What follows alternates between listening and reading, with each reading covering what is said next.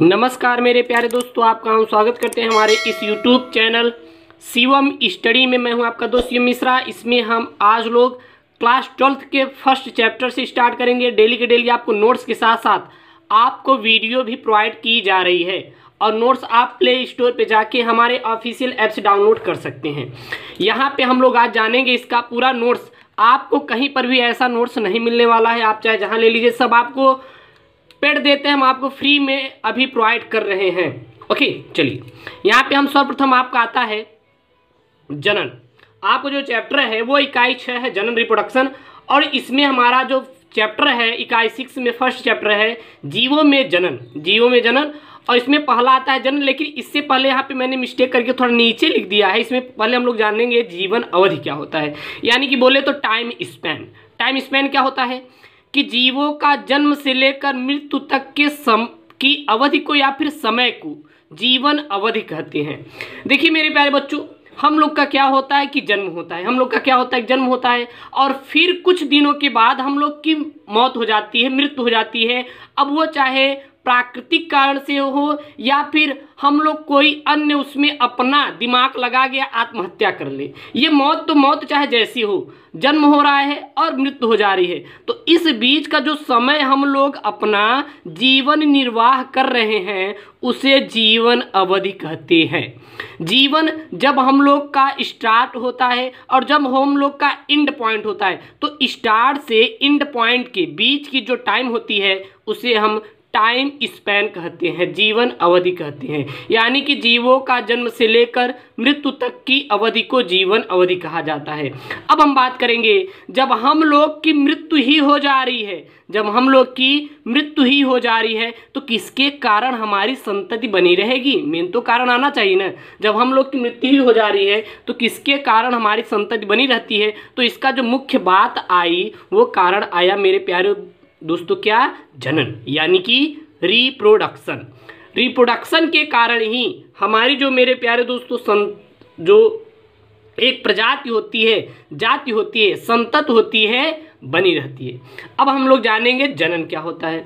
तो जीवों का अपने समान संतान उत्पन्न करने की क्रिया को जनन कहते हैं। जीवों का अपने समान संतति उत्पन्न करने की क्रिया को क्या कहते हैं मेरे प्यारे बच्चों? जनन कहते हैं। जैसे कि माता पिता होते हैं, अपने ही जैसे अपने ही बच्चे को जन्म देते हैं, तो वो कौन सा वहाँ पे क्रिया हो रहा है? वो हो रहा है मेरे प्यारे बच्चों क्या? जनन, रिप्रोडक्शन की क्रिया हो रही है।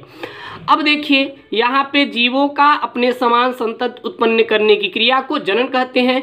तो अब इसमें जनक भाग लेंगे हैं। बहुत सारे जनन क्रिया में एक जनक भाग लेते हैं, तो बहुत सारे जनन क्रिया में दो जनक भाग लेते हैं। तो इन जनकों के आधार पर हम जनन को कई भागों में बांटेंगे। उससे पहले हम लोग कुछ इंपॉर्टेंट में देखते हैं। यहाँ पे कुछ जीवों की जीवन अवधि 1 दिन की होती है, तो कुछ जीवों की जीवन अवधि 300 साल यानी कि 3000 साल तक भी होती है। 300 साल या 3000 साल तक भी होती है। ठीक है, अब हम लोग जानेंगे जनन की आवश्यकता क्या होती है। तो जनन की आवश्यकता इसलिए होती है कि प्रजाति को बनाए रखने के लिए, अपनी जो प्रजाति है बनी रहे, इसलिए जनन की आवश्यकता पड़ती है। तीसरी पॉइंट में देखें तो जैव विकास के लिए, उनका जो जैव विकास वो निरंतर बढ़ता रहे, इसलिए जनन की आवश्यकता होती है। तीसरी पारिस्थितिक संतुलन के लिए। पारिस्थितिक संतुलन मतलब कि अगर जनक की मौत हो जाए तो उनकी एक संतुलन पीढ़ी बनी रहे, इसलिए जनन की आवश्यकता करते हैं और आवश्यकता पड़ती है। और चौथी जो बात आती है खाद्य सुरक्षा को लेकर। खाद्य सुरक्षा मेरे प्यारे दोस्तों क्या होती है? ये थोड़ा सा आपको डिफिकल्ट पॉइंट आपको समझ में आ रहा होगा, तो आपको बता दें कि ये जो खाद्य सुरक्षा शब्द है इसका मतलब ये होता है मेरे प्यारे दोस्तों कि जो हमारा मानव होता है यह कल्याण से संबंधित आर्थिक पक्ष में हमारा ये खाद्य सुरक्षा आता है। अब हम लोग जानेंगे मेरे प्यारे बच्चों जनन के प्रकार, यानी कि टाइप ऑफ रिप्रोडक्शन। जनन के प्रकार, तो जनन के प्रकार देखें तो जनन में भाग लेने वाले जन संख्या के आधार पर, यानी कि यहाँ पे जनक की संख्या के आधार पर होना चाहिए, थोड़ा मिस्टेक हो गया है। जनक संख्या के आधार पर जनन 2 प्रकार की होती हैं। जनन में भाग लेने वाले जनक संख्या के आधार पर जनन दो प्रकार का होता है। पहला होता है लैंगिक जनन, तो दूसरा होता है अलैंगिक जनन। इसको बोलते हैं सेक्सुअल रिप्रोडक्शन और इसको बोलते हैं असेक्सुअल रिप्रोडक्शन। ठीक है, बात समझिएगा। हमारा एग्जाम में आ जाता है जनन क्या है, जनन कितने प्रकार का होता है। तो जनन दो प्रकार के होते हैं, लैंगिक जनन, अलैंगिक जनन। लैंगिक जनन और अलैंगिक जनन, लैंगिक जनन को सेक्सुअल रिप्रोडक्शन और अलैंगिक जनन को असेक्सुअल रिप्रोडक्शन के बारे में जानते हैं। अब इसके आगे, ठीक है ना। देखिए इसमें लैंगिक भी आता है, लेकिन सर्वप्रथम जो दायित्व तो हम लोग देते हैं इसमें अलैंगिक जनन को ही दिया जाता है। तो इसमें हम लोग जानेंगे अलैंगिक जनन क्या होता है।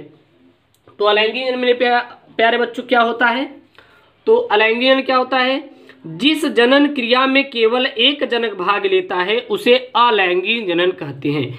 जिस जनन क्रिया में केवल एक जनक भाग लेता है उसे अलैंगिक जनन कहते हैं।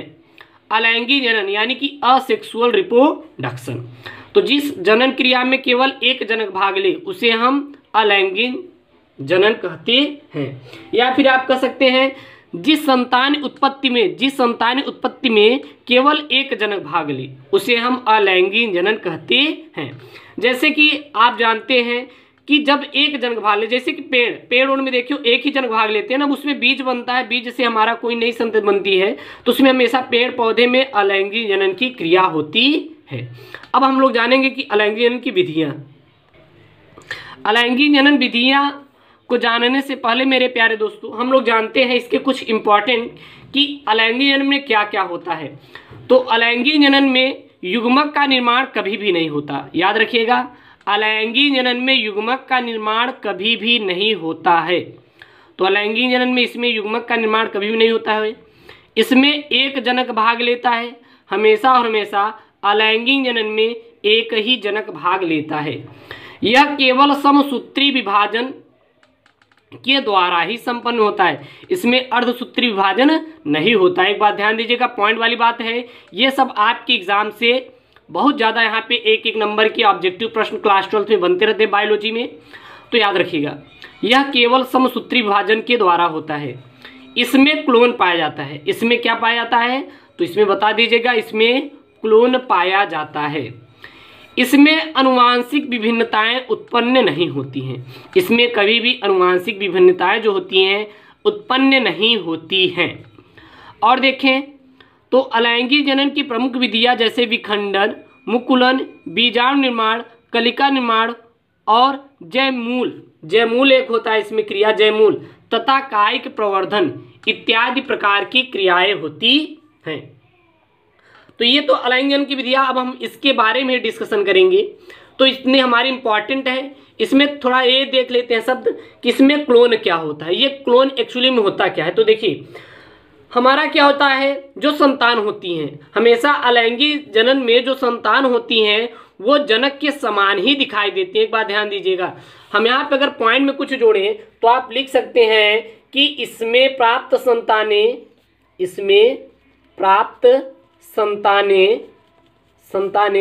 जनक के समान दिखाई देती हैं। जनक के समान दिखाई देती हैं। इसलिए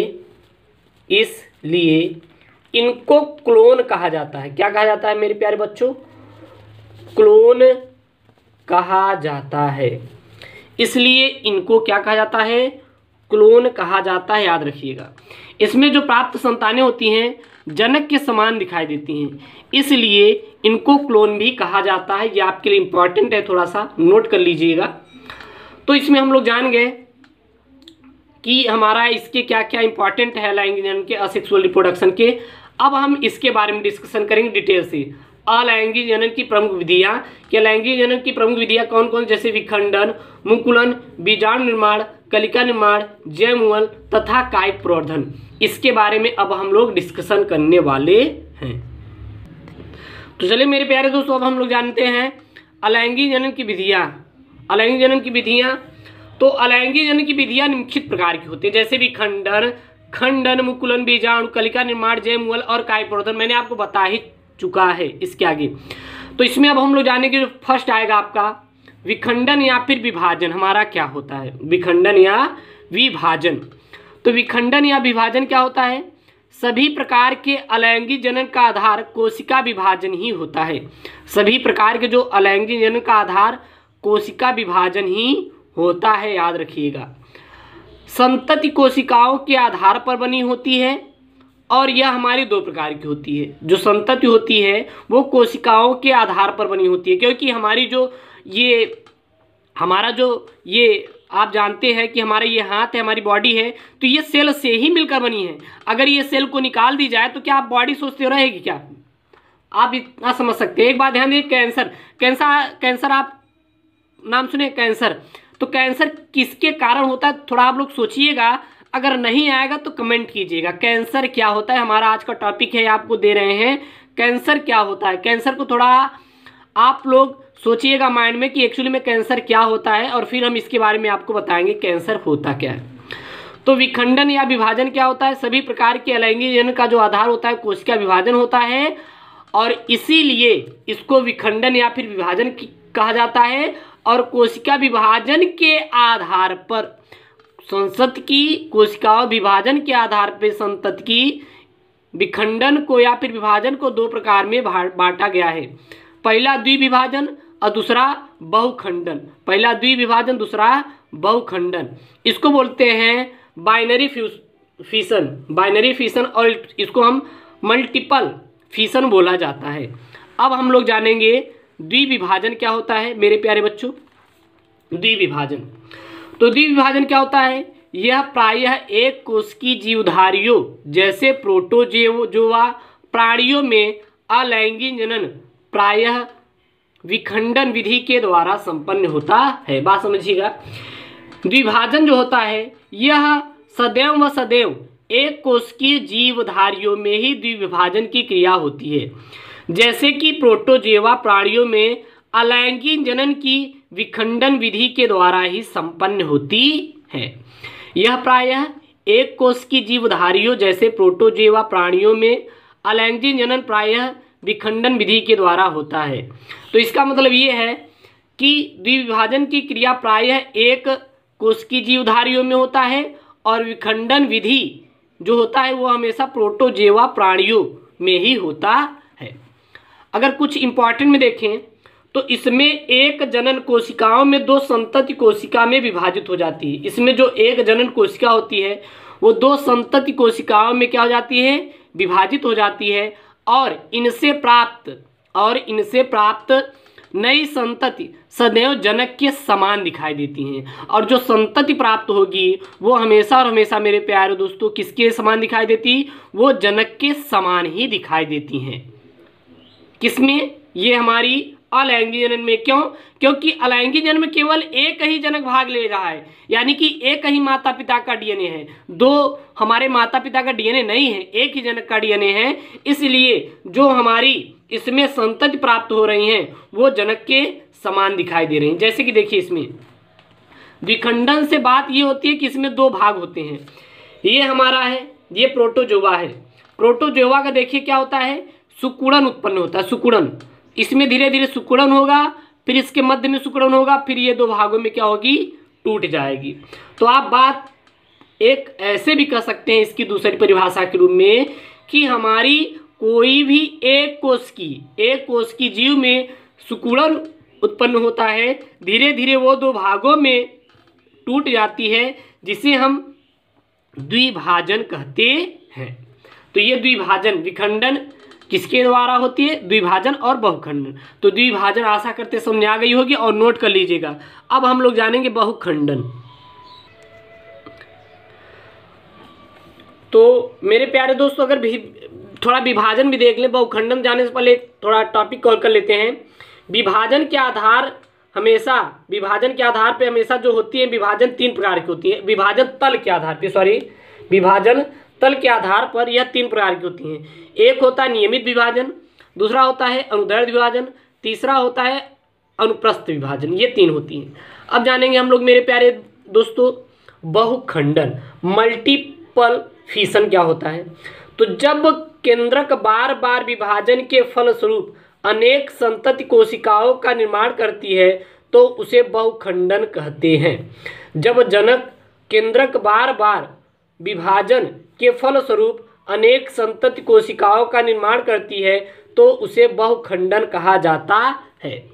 जैसे कि प्लाज्मोडियम है, एक प्लाज्मोडियम या इसे मलेरिया परजीवी भी नाम दिया गया है। मलेरिया परजीवी और अमीबा में हमेशा बहुखंडन की क्रिया ही होती है। इसकी अगर डेफिनेशन देखें तो यहाँ पे है, जब जनक केंद्रक बार बार विभाजन के फलस्वरूप अनेक संतति कोशिकाओं का निर्माण करती है। कोई भी जनक का केंद्रक है, क्योंकि जाहिर सी बात है उसमें कोशिका पाई जाती है और उसमें पाया जाता है केंद्रक, तो वो टूट जाती है और वो क्या करती है, हमारी बार बार विभाजन के फलस्वरूप अनेक संतति कोशिकाओं का निर्माण करती है, जिसे हम बहुखंडन का नाम दिया गया है। जैसे कि हमने जान गए हैं यहाँ पे कि प्लाज्मोडियम या मलेरिया परजीवी और अमीबा, इसमें हमारी क्या होती है, बहुखंडन की क्रिया होती है। अगर हम इसमें कुछ इंपॉर्टेंट में देखें तो एक जनक कोशिका से लगभग की 1000 संतति कोशिकाओं का निर्माण होता है या फिर हो सकता है। कोई भी हमारी एक जनक कोशिका है उसमें सदैव व सदैव कितने 1000 संतति कोशिकाओं का निर्माण हो सकता है या फिर होता है, तथा प्रत्येक संतति कोशिकाओं में बहुखंडन विधि द्वारा पुनः विभाजन करने की क्षमता भी होती है। मान लीजिए वह हमारा 1000 संतति कोशिकाएं तो बना लिया, तोड़ तो लिया, अब क्या उन संतति कोशिकाओं में जो टूटी हुई हैं क्या विखंडन करने की, बहुखंडन करने की उसमें प्रॉपर्टीज, वो पावर, वो क्षमता, वो कैपेसिटी है कि नहीं? तो जी हाँ, उसमें भी 1000 संतति कोशिकाओं का निर्माण करने की कैपेसिटी है। अगर एग्जाम्पल में हम लोग देखें तो हमारा होता है मोनोसिस्टिसस। क्या होता है? मोनोसिस्टिस,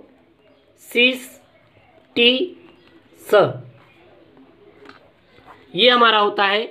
इसमें एक ऐसा गुण पाया जाता है कि 1000 संतति कोशिकाओं का एग्जैक्ट निर्माण कर सकती हैं और बिना कि कोई भी उसमें प्रॉब्लम क्रिएट हुई। ओके, इतना आप लोग बात को समझिएगा और अपने माइंड में बैठाइएगा, क्योंकि आपके क्लास 12 के लिए इंपॉर्टेंट है। यहाँ पे देखिए, ये हमारा प्लाज्मोडियम में बहुखंडन की क्रिया हो रही है। ये कुछ इस प्रकार से इसका होता है। इसमें देखिए एक छोटा सा है, फिर इसमें बहुत सारे छोटे छोटे होते हैं, फिर ये इसमें अलग देखिए ये है, फिर इसमें भी छोटे छोटे टूटना स्टार्ट हुआ, फिर ये क्या होता है कि बहुत सारे भागों में टूटना स्टार्ट कर देते हैं। तो कुछ इस टाइप से हमारा इसमें जो होता है प्रोसेस होती है, ठीक है ना। अब हम लोग जानेंगे मेरे प्यारे दोस्तों मुकुलन। मुकुलन क्या होता है, जिसको कहते हैं ब्रीडिंग। तो मुकुलन क्या होता है? मुकुलन अलैंगिक जनन की वह विधि है जिसमें नए जीवधारी का निर्माण होता है। जनक कोशिकाओं पर बाह्य वृद्धि अथवा कलिका निर्माण के द्वारा ही होता है। तो मुकुलन अलैंगिक जनन की वह विधि है जिसमें नए जीवधारी का निर्माण जनक कोशिकाओं पर बाह्य वृद्धि कलिका निर्माण के द्वारा ही होता है। तो मुकुलन समझिएगा। देखिए जैसे कि मान लीजिए ये मेरा हाथ है, सब सिंपल ये मेरा हाथ है, इसमें अनेक सारे देखिए यहाँ पे उंगलियां निकली हुई थी, बस यही मुकुलन है। देखिए ये क्या है, हमारा एक संतति है, यहाँ से मुकुलन निकले और ये फिर अलग होके फिर अलग यहाँ पे बना लिए। तो यही हमारा मेरे प्यारे दोस्तों क्या है, मुकुलन है। फॉर एग्जाम्पल में देखें तो जैसे यहाँ पे मेरे प्यारे दोस्तों ईस्ट, यहाँ पे देखें ईस्ट में मुकुलन, हाइड्रा में मुकुलन, स्पंज में आंतरिक कलिका या जेमुअल, ये हमारे एग्जाम्पल हैं। जैसे देखिए हाइड्रा है, इसमें क्या होता है, मैंने ये बताया है कि मुकुलन अलैंगिक जनन की वह विधि है जिसमें नए जीवधारी का निर्माण, देखिए यहाँ पे नए जीवधारी का निर्माण होना शुरू हो रहा है, जिसमें नए जीवधारी का निर्माण, उसकी वाय वृद्धि, ये तो हमारी जनक हो गई, इसकी देखिए वाय वृद्धि, बाहरी वृद्धि में कुछ न कुछ परिवर्तन आने, तो इसकी वाय वृद्धि में कलिका निर्माण के द्वारा ही होता है। देखो इसमें कलिका यहाँ पे मिल रही है और इसे ही मुकुलन कहा जाता है। और ये जो निकल रहा है इसको हम क्या बोलते हैं, मुकुलन। इस क्रिया को मुकुलन बोला जाता है। और ये जो है ये इसको मुकुल कहा जाता है, ये जो निकल रहा है इसको मुकुल कहा जाता है, आप लोग याद रखिएगा। हमेशा हाइड्रा में एक मुकुलन का हम लोग एग्जाम्पल ले सकते हैं। अब हम लोग जानेंगे बीजाणु निर्माण। बीजाणु निर्माण, ये हमारी अलैंगिक जनन विधि है बीजाणु निर्माण। बहुत सारी विधियां, आपको बहुत सारी विधियां बताएंगे, एग्जाम में बैठते ही पूरे के पूरे लिख के आएंगे। अब हम लोग जानते हैं बीजाणु निर्माण, तो कवक, शैवाल व निम्न पादप वर्गों में जैसे ब्रायोफाइटस आदि बीजाणुओं के निर्माण द्वारा अलैंगिक जनन करते हैं। कवक, शैवाल व निम्न वर्गों के पादपों में जैसे हमारे ब्रायोफाइटस आदि बीजाणुओं के द्वारा ही इसमें अलैंगिक जनन की क्रिया होती है। बीजाणुओं के द्वारा ही कोई भी नई संतति का निर्माण होती है। अगर हम बीजाणु निर्माण दो प्रकार के होते हैं, जो इसके एक चल बीजाणु होते हैं, दूसरा अचल बीजाणु होते हैं। एक तो चल, दूसरा अचल। अब जानते हैं चल बीजाणु क्या होता है। एक कोशिकीय शैवाल व यूलोथिक्स आदि के बीजाणु में कशाभिक पाए जाते हैं। इसमें क्या पाए जाते हैं, इसमें पाए जाते हैं कशाभिक पाए जाते हैं। और अचल बीजाणु क्या है, कुछ वायुवीय कवक सूत्र के स्वतंत्र छोर पर बीजाणु धान बनती हैं और बीजाणु धान में समसूत्री विभाजन द्वारा बीजाणुओं का निर्माण होती है। तो ये चल बीजाणु और ये अचल बीजाणु। तो मेरे प्यारे दोस्तों, इसमें हम लोग बहुत सारे टॉपिक को कवर कर लिया, जैसे कि हमारा जनन क्या होता है, जीवन अवधि क्या होती है, जनन की आवश्यकता क्या होती है, जनन कितने प्रकार के होते हैं, अलैंगिक जनन क्या है, अलैंगिक जनन की विधियाँ क्या होती हैं, और हमने इसमें बहुत सारी विधियों के बारे में देख लिया है। और अब हम इसके नेक्स्ट वीडियो में आगे नेक्स्ट लेक्चर में जानेंगे और सभी वीडियो आपको प्लेलिस्ट में मिल जाएंगी। ओके दोस्तों, थैंक यू, जय हिंद। और चैनल को जरूर सब्सक्राइब कर लीजिए।